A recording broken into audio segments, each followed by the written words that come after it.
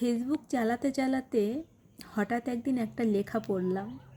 লেখাটা এমন ছিল যে আমি আমার স্বামীকে কিভাবে আপন ভাবব। যে বয়সে আমি তার সঙ্গ চেয়েছি, তার সাথে একটু মন খুলে কথা বলতে চেয়েছি, সেই বয়সে সে আমাকে শুধু আঘাত দিয়েছে, অপমান আর যন্ত্রণা দিয়ে গিয়েছে। তাহলে সে কিভাবে আশা করে আমি তাকে বৃদ্ধা বয়সে আপন ভাবব, তার সঙ্গ দিব, তাকে ভালোবাসবো, তার সাথে মন খুলে কথা বলবো? সেটা সে কিভাবে আশা করে?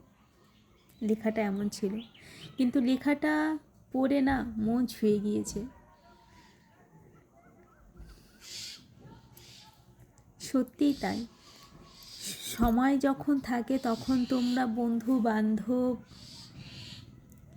এটা নিয়েই ব্যস্ত হয়ে পড়ো।